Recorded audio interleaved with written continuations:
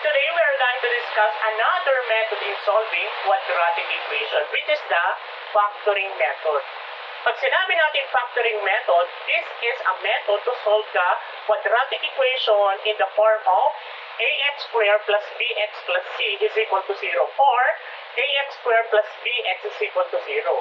So meaning, we are going to find their roots by that kind of form. So kung babalikan natin yung nakarang lesson natin, we have the extracting the roots.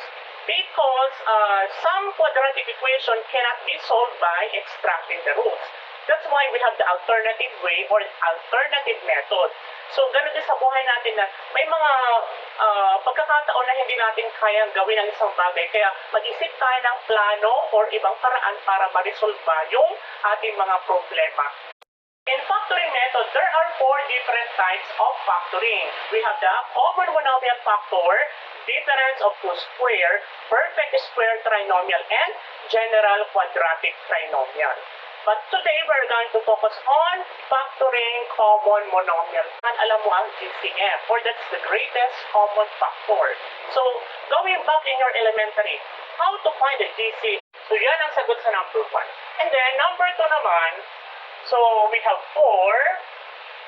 Ano yung mga factors ng 4? 2 times 2. Again, bakit hindi ko ginamit yung 1 times 4? Because 4 is not yet a prime factor. So, gagamitin natin yung 2 times 2. And 7 naman, we have the 1 times 7. And as you can see, there is no common or walang parehas. So, therefore, kapag walang parehas, automatic, the GCF is 1. So, yan ang this is a good example on how to find the roots of the given quadratic equation, or this is a common monomial factor. So let's have number 1 example. We have 2x squared minus 12x is equal to 0. So meaning, how are you going to find the factors? So una-una, alamin natin yung konsepto kanina kung babalikan natin yung greatest common factor. Meaning, we have the first term and second term. You are going to identify ano yung pwede pang divide dito sa first term at pwede rin dito. And that is divisible both by 2. Okay, kasi ang 2 pwede siya dito parehas. So, ilalabas natin ngayon ang 2 doon. Kasi i-breakdown natin. Separate. Okay. And then, maliban sa 2, ano pa yung meron dito at meron din sa kanya? Yung variable na x.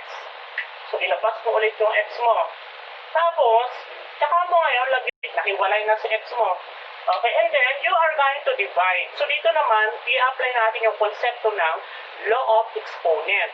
So, you are going to divide. 2 divided by 2, this is simply 1. So, automatic may 1 ka dito. Lagay muna natin 1. And then, kung meron kang dalawang x, isipin mo na lang itong x squared, may dalawang kang x. Dito naman, meron kang isang x kasi 1 ang exponent nito. Pag may dalawa kang x, binawasan mo ng isa, ilang x mo na lang? I mean, ilang x ka na lang meron? That is 1. So, meaning, 1x or hindi mo na siya pwede isulat ng 1x. Simply, x na lang yan. Okay. Then, going to second term naman tayo. So, dito naman, i-divide mo yung 12 by 2. Ilang 2 meron doon sa 12? Or 12 divided by 2. And that is 6. Okay, sulat mo ngayon ang 6. And take note, the operation is minus or this sign is negative. So, ilagay mo yung negative dyan. And then, kung meron kang isang x at meron kang isang x, pag minus mo sila, wala ka ng x. Tanggalin mo na si x sa buhay mo. And then, lagyan mo na ng harang kasi nawala na. And then, lagyan mo ng 0. Ayan. So, yan ang factors natin. Ang ibig sabihin niyan, so meron tayong dalawang equation, yan yun. 2x is equal to 0 at yung isa naman ay x minus 6 is equal to 0. So, you're going to separate because that is the zero product property. Lagyan mo na, ayan. So, we have 2x is equal to 0. Yung kabila naman ay x minus 6 is equal to 0. And then, di ba yung rule natin, kailangan matira si x sa kabilang side. So, 12x is equal to 0. Pag pinalit ko yung 0 dun sa x dito, kailangan magiging 0. Tapos sinimplify ko, we have 2 times 0 square minus 12 times 0 is equal to 0. So, meaning 0 square, pag in-square mo ang 0, 0 pa rin. Pag multiply mo 0 sa 2, 0 pa rin. So, cancel mo na yan. Sa kabila naman tayo. 12 times 0, 0 pa rin. That's why, ang sagot dito ay 0 is equal to 0. And that is equal. Okay. So, dito naman sa kabila, if we are going to check, kapag chinek natin naman yung sagot natin kanina, yung 6. So, if x is equal to 6, pag sinubstitute natin dito, kailangan mag-equal sa 0. So, we have 2x squared minus 12x is equal to 0.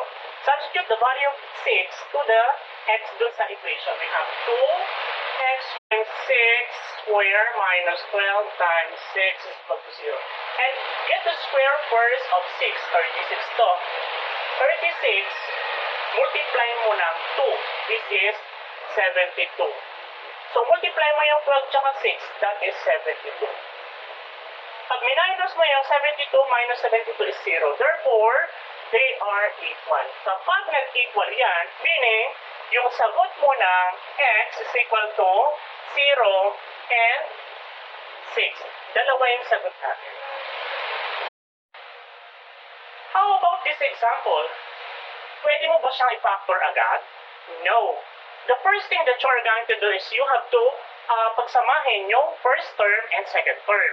So, kailangan yung form yan ay nakasulat sa ganitong form. ax squared plus bx is equal to 0. Ibig sabihin magkasama yung first and second term. At yung 0 lang yung nasa isang side. Since wala tayong nakikitang 0, i-transpose natin ito sa kabila. So, we have 3x squared minus 6x is equal to 0. So, since nilipat natin yung 6x sa kabila, naging negative or minus na siya. So, we have, now, pwede na natin i-factor. So, the common of the first and second term is 3. And also, x, kasi meron silang both x. And then, you can do the open close parenthesis. So, since there are two meaning x squared, i-divide mo the law of exponent. So, meaning, bawasan mo ng isa. And then, 6 divided by 3 is simply 2. Okay, since may x ka na isa, bawasan mo ng isang x, wala na or 0 na lang yun. So, since minus 2, put the minus sign.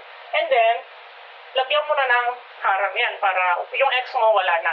Okay, and then, put equals to 0. And then, meaning, dalawang equation natin, ang ibig sabihin niya, 3x is equal to 0. Yung pangalawa naman ay x minus 2 is equal to 0. And then, paghiwalayin natin sila. So, we have 3x is equal to 0. Yung kabila naman ay x minus 2 is equal to 0. And then, you can divide both sides by 3. Okay, then, cancel yan is equal to 0. Yan ang sagot natin sa x dun sa isa. So, dito naman you have to transpose the minus 2 or negative 2 sa kabila. We have x is equal to 2. So, yan ang dalawang value natin ng x. We have 0 and 2. And then, if you're going to check, so kailangan, pag check mo yan, for example, if x is equal to 0, pag sinubstitute mo yan, we have 3x squared, 6x, mag-equal sa 0, we have 3 times 0 squared is equal to 6 times 0. So, automatic 0, 0 na yan, therefore, they are.